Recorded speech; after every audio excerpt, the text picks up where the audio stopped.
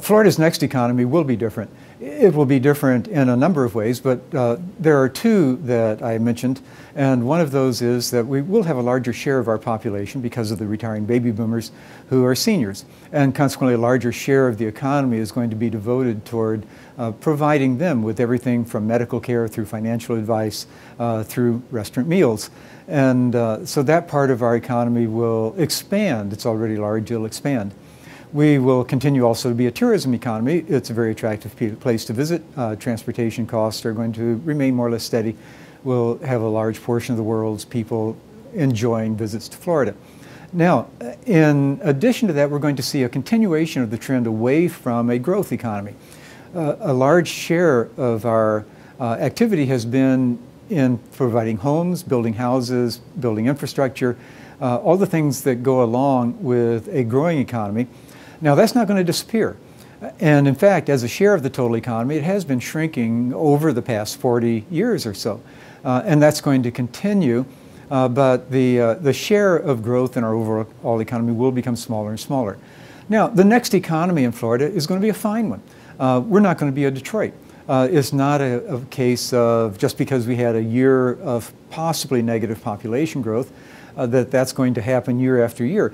The population of the city of Detroit has declined each decade for the past 50 years. That is simply not in the cards for Florida. We're too unattractive a place to live. Retirees are going to keep coming here. The question is, will we manage to be something beyond that? Will we be able to develop a new economy by changing some of our structures so that we take advantage of the opportunity that we have to be an enticing place, an attractive place for high value-added workers, especially scientists, technologies, and managers. In those occupations now, we're extraordinarily short. If you divide the occupations by pay in the U.S. into the bottom third, the middle third, and the top third, then we have an overabundance in the bottom third, those who are providing the restaurant meals, who are providing services of that sort.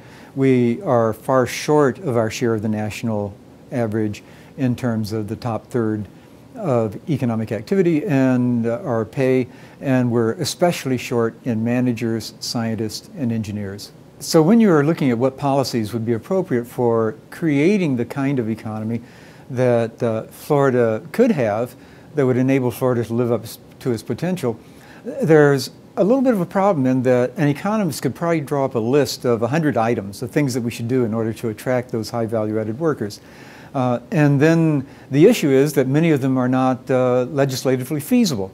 So the creativity that is required of legislators and the governor would be to devise the policies that are not only are going to create the economy that we could have, that we potentially could enjoy, but to get them through the political process. In a way, the Great Recession that we're going through right now opens up new possibilities, as Senate President Atwater was pointing out, in that a lot of the interest groups that have managed to protect their turf during reasonable times may be forced, or it might be possible at least, to encourage them to give up those privileges, those structures that protect them from the force of competition during the Great Recession. I think that's what the hope is. Now, as to, it won't surprise you that something that I favor is strong investment in higher education.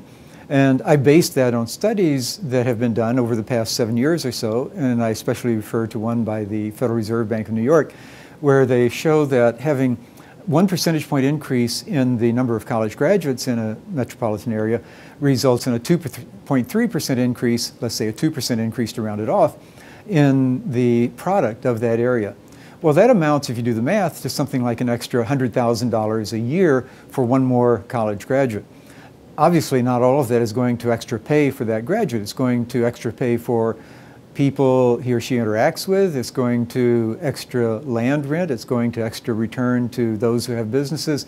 All of those benefit from having those extra college graduates. And the point I want to make is that's based on an independent study by the Federal Reserve, and is one of several they've done. And they're interested in it not because of their interest in universities, but because of their interest in housing markets and what makes housing markets thrive in some cities and collapse in others. So that's the source of that study. It's relatively unbiased. Now, so that would be one thing. Now, the list of other things would include merit pay for teachers, maybe making sure that our pension funding systems are a bit more rational than I think they are, and that we don't put too much of the pay onto pensions as opposed to current pay. I would enjoy seeing the tax base broadened so that we tax some services, not all of them. We don't want to double tax anything, but that we do that. But that's politically difficult. And so I think the creative part of this is for the legislators to be able to find those things that not only are going to create the right future for us, but also are feasible, that can be done. California has been successful in creating a high-tech environment, an environment that has a lot of high-paying jobs, historically, for a couple of reasons, one of which is their remarkable university system.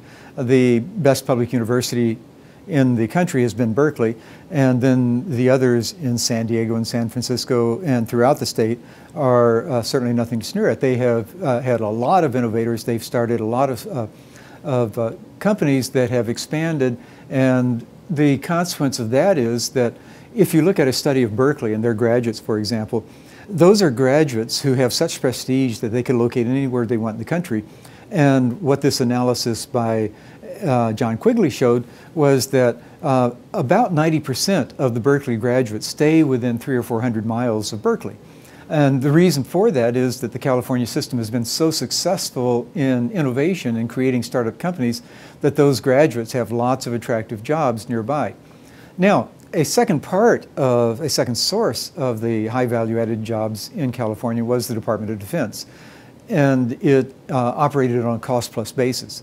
And so back in the 1970s, the first part of the 1980s, that meant that you could locate a firm in one of the more pleasant parts of the country, but one where the cost of housing was extraordinary, and you had to pay your workers more in order to cover that high cost of housing. But that was okay because the Department of Defense paid you on a cost plus basis, and you could go ahead and pay whatever you wanted. Now, when the Department of Defense started emphasizing more competitive bidding, then that harmed California enormously. And during their rich years, they had taken advantage of them to create some problems that showed up later when that golden apple disappeared. For example, they had Proposition 13 limiting the property tax to 10 mills.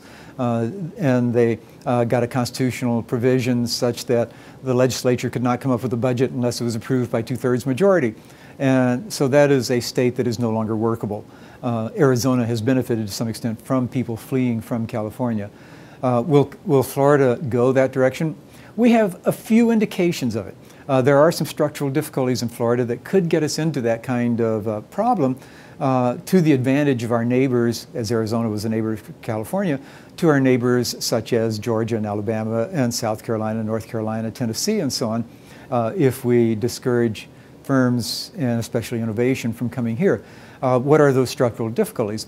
We had a very effective gerrymandering of the legislature so that it is guaranteed to be Republican, I think probably for some time to come. On the other hand, we have a state that votes right in the middle, that has a Democratic senator, has had Democratic governors as well as Republican governors, and the consequence of that is that the voters sometimes feel out of sync with the legislature, and they vote for amendments such as the class size amendment, such as they may vote for Amendment 4, which I think would be a disaster, the hometown democracy.